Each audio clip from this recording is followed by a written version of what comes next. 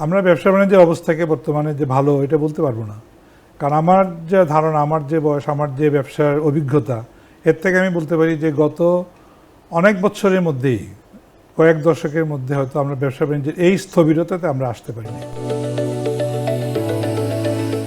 প্রিয় দর্শক, আপনারা শুনছিলেন বাংলাদেশ প্লাস্টিক পণ্য উৎপাদক ও রপ্তানিকারক সমিতির সভাপতি শামীম আহমেদের কাছ থেকে।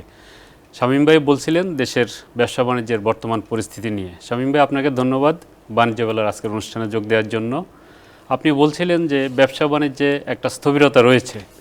এই স্থবিরতা কাটানোর জন্য সরকারের কি করণীয় উচিত বা সরকার কোন অবস্থানে রয়েছে? ধন্যবাদ আমার ভাই। যে ব্যবসায় এখন যে বর্তমান অবস্থা, আমি যেটা মনে করি সেটা হচ্ছে যে কনফিডেন্স অফ দ্য বিজনেসম্যান নিয়ে আসতে হবে। এটা সরকার, আমাদের নীতি নির্ধারক যারা আছেন, পলিসি মেকার যারা আছেন, দে উইল ডিসাইড।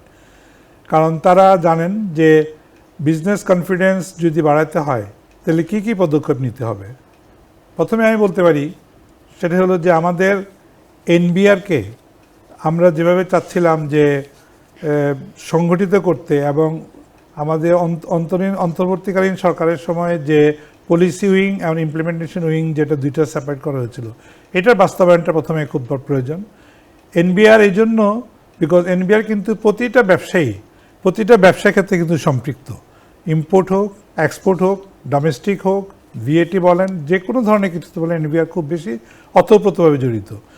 এনবিআর যদি ব্যবসায়ী বান্ধব যদি না হয়, এনবিআর যদি আমাদের ব্যবসায়ীদের মানে যে আপস অ্যান্ড ডাউন, এটা যদি অ্যানালাইসিস ঠিকমতো যদি না করতে পারে, তাহলে ব্যবসায়ীদের পক্ষে আসলে খুব উন্নত করা সম্ভব হবে কিনা আমি জানি না। কিন্তু একটা নতুন সরকার ক্ষমতায় আসার পর আমাদের মাননীয় প্রধানমন্ত্রী ব্যবসায়ী নেতাদের নিয়ে বসেছেন, এবং একটা নতুন এই সরকার একটা বাজেট মাত্র 1 মাস হলো আমরা দেখলাম একটা বাস্তবায়ন শুরু হয়েছে। তো আপনি এনবিআর এর যে এই প্রসঙ্গটা বললেন, ট্যাক্স ভ্যাট পলিসি নিয়ে, এই বাজেটটা কি তাহলে ব্যবসা বান্ধব নয়? এই যে বাজেটটা আসছে, এনবিআর যেটা ড্রাফট করে দিয়েছিল এবং মাননীয় প্রধানমন্ত্রী যেটাকে চেঞ্জ করে নিয়ে আসছেন অনেকগুলো সেক্টরে, সেটা অত্যন্ত ইতিবাচক। এবং অনেকগুলো বিষয় আছে যেগুলা উনি অনুধাবন করতে পেরেছিলেন যে এটা পরিবর্তন দরকার, এবং সেটাই হয়েছে। এবং এই যে বাজেটটা এসছে, বাজেটটা আমি যেটা অ্যানালিসিস করে দেখেছি যে এটা আসলে সাস্টেনেবিলিটি দিক দিয়ে অনেক বেটার, এবং এসডিজির যে গোলগুলো আছে সবগুলা গোলকেই ওনারা অ্যাড্রেস করার চেষ্টা করেছেন এবং অ্যাড্রেস করেছেনও। যেমন মনে করেন পভার্টি এলিভেশনের জন্য ফ্যামিলি কার্ড, কৃষক কার্ড, আমাদের হেলথ কেয়ারের জন্য হেলথে বিনিয়োগ বেশি, এডুকেশনের জন্য এডুকেশনের সেক্টরে বিনিয়োগ বেশি। এই যেগুলো আসছে এগুলো অত্যন্ত ইতিবাচক। এগুলো যে শুধু সামাজিক উন্নয়ন করবে তা না, এগুলো ব্যবসা বাণিজ্যের উন্নয়নে অনেক ভূমিকা রাখবে, এবং কিন্তু এটা বাস্তবায়ন দরকার। এটা ধরেন আপনি যেটা বলছেন, ফ্যামিলি কার্ড বা আদার যেটা, এটা ধরেন সোশ্যাল সেফটি নেটের মধ্যে যদি আমরা করি, তাহলে এটা গভর্নমেন্টের ওয়ান কাইন্ড অফ ইনভেস্টমেন্ট। তাহলে এই টাকাটা গভর্নমেন্ট পাবে, আপনাদের ব্যবসা বাণিজ্য যখন ভালো হবে আপনাদের কাছ থেকে আহরিত ট্যাক্সের টাকায়। তো ব্যবসা বাণিজ্যের জায়গাটা যদি ভালো না হয়, তাইলে ওইটার বাস্তবায়নটাও তো ঝুঁকিপূর্ণ হবে। অবশ্যই ব্যবসা যদি ভালো না হয়, যেমন আমাদের এনবিআর ব্যবসায়ীদের কাছ থেকে টার্গেট করেছে প্রায় 6 লক্ষ কোটি টাকার উপরে ওনারা ট্যাক্স কালেক্ট করবে। এখন যদি ইম্পোর্ট না হয়, এক্সপোর্ট না হয়, দেশীয় প্রোডাকশন যদি না হয়, তাহলে তো এই টার্গেট অ্যাচিভ করা সম্ভব না। এনবিআর আমরা গত কয়েক বছরে যদি স্ট্যাটিস্টিক্স দেখি, দেখা যাবে যে উনি 100% অ্যাচিভ করতে পারে নাই, হয়তো 70% অথবা 65% অফ দ্য টার্গেট উনি অ্যাচিভ করেছেন। কিন্তু বাজেট তো 100% ধরেই ড্র করা হয়েছে, আয় ব্যয়ের হিসাবটা তো সেভাবেই হয়েছে। তো এইখানে ব্যবসায়ীরা যদি কনফিডেন্স না পান এবং ব্যবসায়ীরা যদি তাদের পলিসি সাপোর্ট যদি না পান, এই যে মনে করেন ব্যাংকিং সেক্টরে যেটা এখন চলছে, বিনিয়োগ করতে পারছেন না ব্যাংকরা, এবং ব্যাংকের বাইরে প্রচুর পরিমাণে টাকা রয়ে গেছে। ব্যাংকে যদি 40% টাকা থাকে, আমার মনে হয় 60% টাকা ব্যাংকের বাইরে রয়ে গেছে। এটা যদি ব্যাংকে আসতো তাহলে ইনভেস্টমেন্ট করার জন্য একটা সুযোগ আসতো, ব্যবসায়ীরা হয়তো ইনভেস্টমেন্ট করতে পারতেন এবং হয়তো আমরা অনেক কম ইন্টারেস্ট রেটে পেতাম। আরেকটা হলো যে আমাদের কেন্দ্রীয় ব্যাংক, সেন্ট্রাল ব্যাংক অথবা বাংলাদেশ ব্যাংক যেটা নির্ধারণ করে দেয় সেটা কিন্তু বাণিজ্যিক ব্যাংকগুলো ইমপ্লিমেন্টেশন করতে কিন্তু অনেক সময় নেয়। যেমন 10% থেকে 0.5 কমিয়ে 9.5% করেছেন। আমার জানা মতে অনেক ব্যাংকে এখন এটা ইমপ্লিমেন্ট করেন নাই। এই যে গ্যাপটা মানে কমার্শিয়াল, কিন্তু ওনারা যদি ল্যান্ডিং রেটটা যদি বাড়িয়ে দিতেন, বাণিজ্যিক ব্যাংক কিন্তু সাথে সাথে ইমপ্লিমেন্ট করে ফেলতো। তো এই যে মানে পলিসি দুর্বলতা, এইগুলো যদি আমরা ট্যাকেল করতে পারি, এইগুলোকে যদি আমরা ফেস করতে পারি, ব্যবসায়ী আমার মনে হয় ইতিবাচক দিক আসবে। তবে ব্যবসা বান্ধব যদি আমাদের পলিসি না হয়, তাহলে কিন্তু আমাদের পক্ষে অদূর ভবিষ্যতে ইকোনমি যে পর্যায়ে আমরা আছি এটা টিকে ধরে রাখতে পারা যাবে না।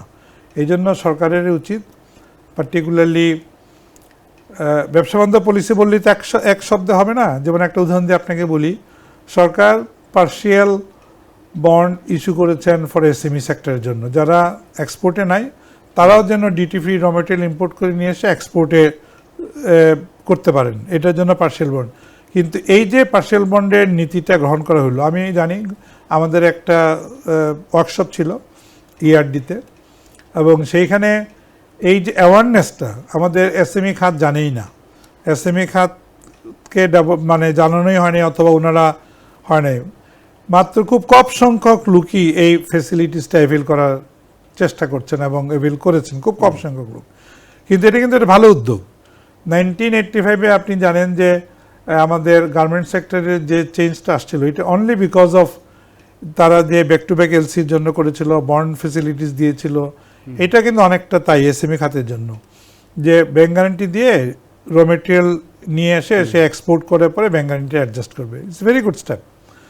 কিন্তু এই যে পলিসিটি ইমপ্লিমেন্ট করতে হবে। তো এখন আপনি যদি ইমপ্লিমেন্ট করার জন্য অনেকগুলো কন্ডিশন লাগাই দেন এটার সাথে, যে তোমাকে র মেটেরিয়াল ক্যালকুলেশন করার জন্য ডেডোর কাছে যেতে হবে, তোমাকে এটা ডেডোতে যদি এটা না থাকে তুমি কোনো প্রফেসরের কাছে যেতে হবে, তোমাকে কন্ডিশনাল গ্যারান্টি দিতে হবে, তুমি এক্সপোর্ট করার পরে এটা তুমি পাবা। অফকোর্স এক্সপোর্ট করার পরে গ্যারান্টি রিলিজ করবে, কিন্তু এটা সময়সীমা বেঁধে দিয়েছেন। তো এই ধরনের কন্ডিশনগুলো যদি রিল্যাক্স করা হয়, তাহলে আমার মনে হয় এটা সাকসেস আসবে। আমাদের এক্সপোর্টে এসএমই খাত যদি আসে, তাহলে কিন্তু আমার মনে হয় এক্সপোর্টটা বাড়বে এবং ইতিবাচক হবে। আচ্ছা, আপনি বলছিলেন যে ব্যাংকিং চ্যানেলের বাইরে অনেক টাকা রয়ে গেছে, জি, এটার কারণটা কি? কারণটা হলো আমরা সবাই জানি যে সবগুলা ব্যাংক ভালো অবস্থাতে নাই, অনেকগুলো ব্যাংক দুর্বল অবস্থাতে আছে। আমি দুর্বলই বললাম। তো এই যে মানুষের কনফিডেন্স হারায় যাওয়াটা, হ্যাঁ, সে ব্যাংকে টাকা রাখতে ভয় পাচ্ছে, টাকা রাখলে সে টাকা উঠাতে পারে না, ব্যাংক তাকে টাকা দিতে পারছে না ফেরত। অনেক বড় ব্যাংকেরও এইরকম সমস্যা আছে, আমি নাম নিলাম না কোনো ব্যাংকেরই। কিন্তু এই যে জিনিসটা, এটার জন্য মানুষ কনফিডেন্স পাচ্ছে না ব্যাংকে টাকা রাখতে। হ্যাঁ, সেটা মানুষ নিজের কাছে রাখছে, কোনোভাবে রাখছে, অন্য কোনো খাতে রাখছে। তো এটা আসলে সঠিক না। ব্যাংকে যদি টাকা না আসে, ব্যবসায়ীরা টাকা পাবে না, ব্যবসায়ীরা যদি না পায়, বিনিয়োগ আসবে না। এটা সাইকেল একটা। হ্যাঁ, আপনি টাকা রাখবেন, আমি সে টাকাটা নিব, নিয়ে আমি একটা বিনিয়োগ করব, আবার যিনি আমার বিনিয়োগ থেকে উপকৃত উনি আবার ব্যাংকে টাকা রাখবেন। এই যে সাইক্লিক অর্ডারটা, এটা যদি না থাকে, তাহলে ব্যবসা কিন্তু গতি আসবে না। ব্যাংকের যে ক্ষুদ্র আমানতকারীদের একটা বিষয় আছে, যে যারা সবচেয়ে বেশি সংখ্যায় বেশি, হয়তো টাকার অঙ্কে কম, তাদের দিক থেকে একটা যে যেমন এক্সাইজ ডিউটি একটা লিমিট পর্যন্ত আছে, প্লাস বলা হচ্ছে যে ব্যাংক থেকে ট্রানজ্যাকশনের উপরে যে ইনকাম ট্যাক্সের একটা ভয় তাদের আছে। দ্বিতীয়ত এনজিওগুলোর মাধ্যমে ধরেন লোকালি গ্রাম এনজিওগুলো অনেক ফান্ড সংগ্রহ করে, হয়তো তাদের রেট অফ ইন্টারেস্ট আরও বেশি।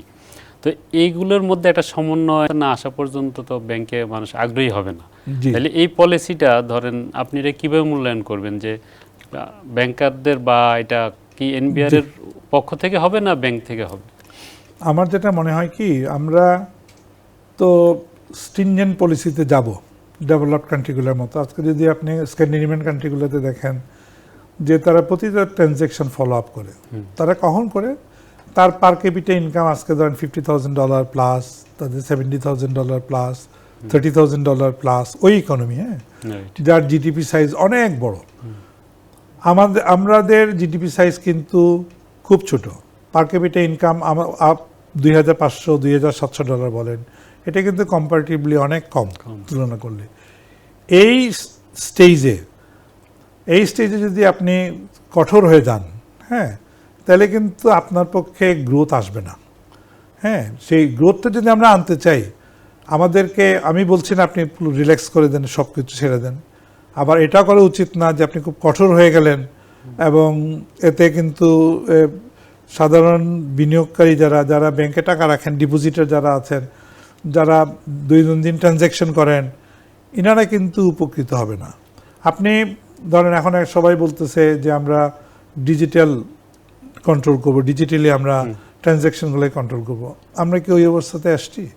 আপনি তাকায় দেখেন তো, $2,500 $2,700 ইকোনমিতে কোন দেশ এই অবস্থাতে গিয়েছে? যায় নাই।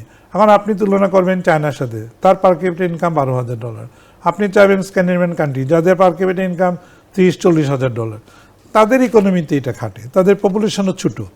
হ্যাঁ, আর আমাদের এই হিউজ পপুলেশনে আমাদের পপুলেশনের ভিতরে বেশিরভাগই আপনার নিম্ন মধ্যবিত্ত লোক। তাদের কাছ থেকে যে আপনি ডিজিটালি ট্রানজ্যাকশন করবেন, তাদের কাছ থেকে আপনি অনলাইনে ট্রানজ্যাকশন করবেন, এটা বাস্তবসম্মত নয়। আপনি যদি মনে করেন যে ঢাকা শহরকে দিয়ে সারা বাংলাদেশকে বিবেচনা করেন, তাহলে তো এটা সঠিক বিবেচ্য বিষয় হলো না। আপনাকে সারা দেশকে মাথায় রেখে শিক্ষিত অশিক্ষিত লোক, লো ইনকাম গ্রুপের লোক, সবাইকে মাথায় রেখেই আপনাকে কাজ করতে হবে। আনঅর্গানাইজড সেক্টরে যারা ধরেন নিজে থেকেই যারা একটা আয়বর্ধক কাজে জড়িত, যেটা আমরা যারা বেকারত্বের মানে কোনো এমপ্লয়মেন্ট নিজের এমপ্লয়মেন্টটা সৃষ্টি করছে, যেটা রাস্তাঘাটে আমরা দেখি স্ট্রিট ফুড থেকে শুরু এরকম, এই শ্রেণীর লোকের কাছে বেশ কিছু পুঁজি আছে, সেটা পরিমাণে কম। এদেরকে আসলে মেইন স্ট্রিমে আনার জন্য কোনো চিন্তাটা সরকারের নেই, এবং ব্যাংকে এরা অনেক ফান্ড যোগান দিতে পারে। তো ট্যাক্সের ভয়ে যে তাদেরকে ইনকাম ট্যাক্স দিতে পারে কিনা, বা অনলাইনে আপনি তাদের এখন অ্যাকাউন্ট চেক করা যায়, এই ধরনের ভয়ভীতির কারণে কিন্তু অনেকে এখানে এই ফান্ড নিয়ে ব্যাংকে আসতে চায় না। তো এইটা কি আসলে আপনি যেটা বললেন যে আমরা তো আর বড় উন্নত দেশের সমান না, তাহলে এটাকে কি করণীয়, কি করা উচিত?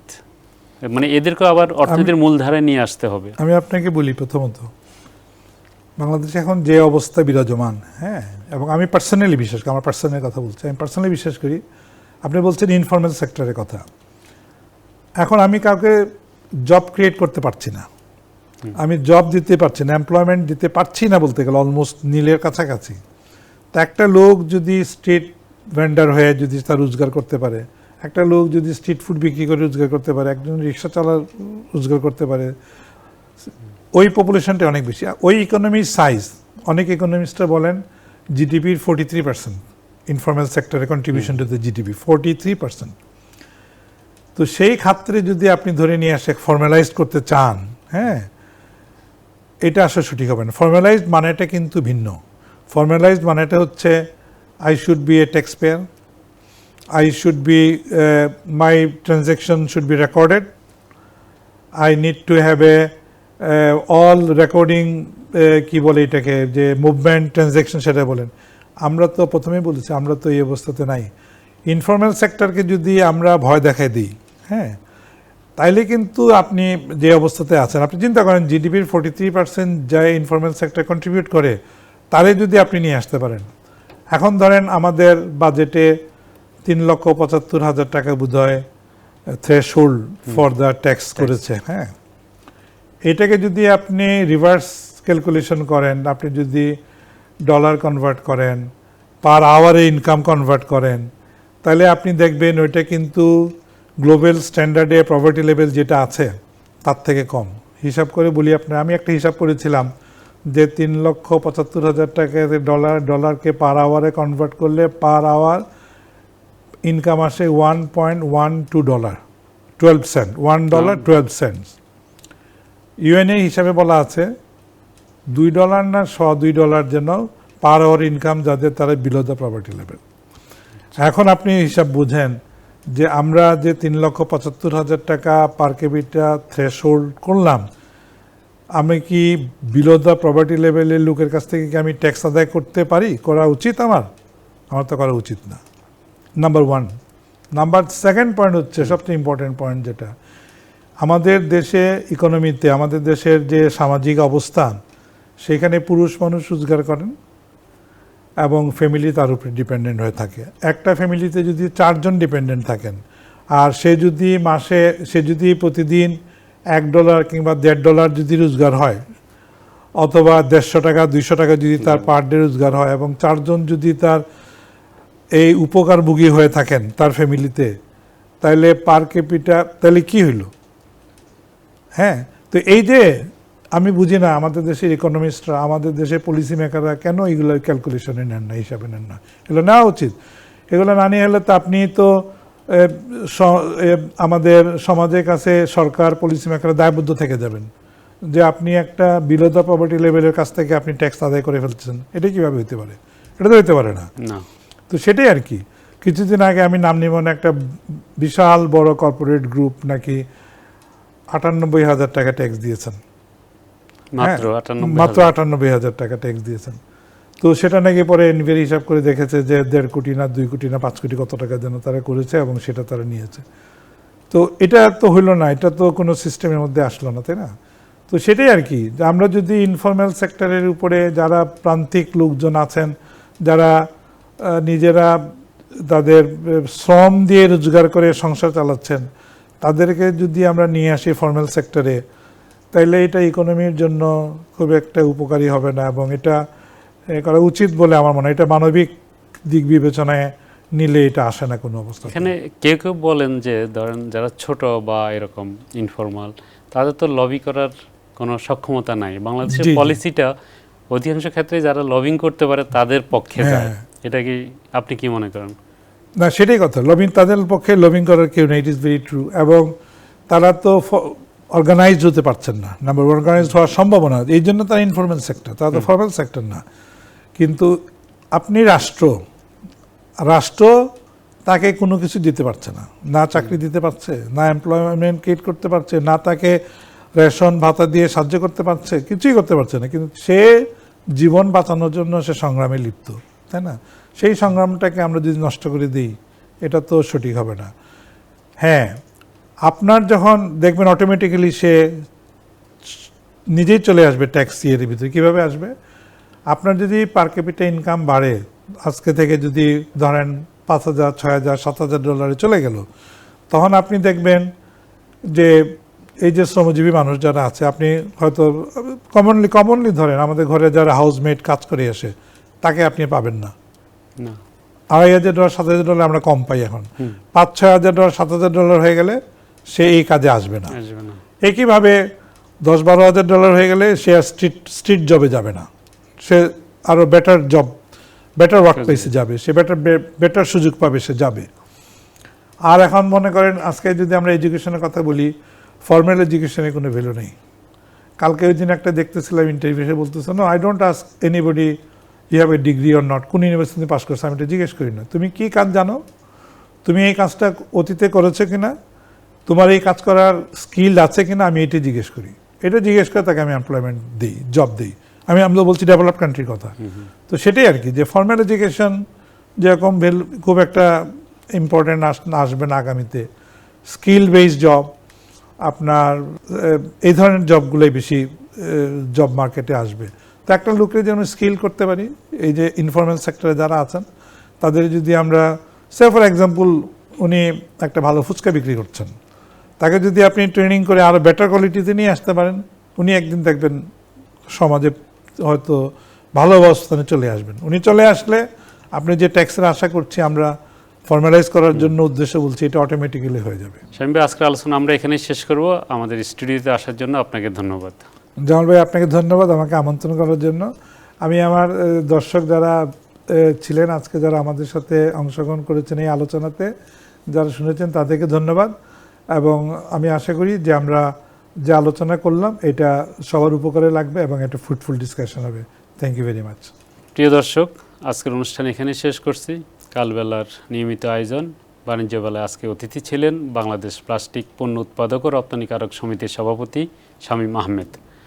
আবারও আমাদের সাথে নতুন অতিথি নিয়ে আপনাদের দেখা হবে। সে পর্যন্ত ভালো থাকুন, সুস্থ থাকুন।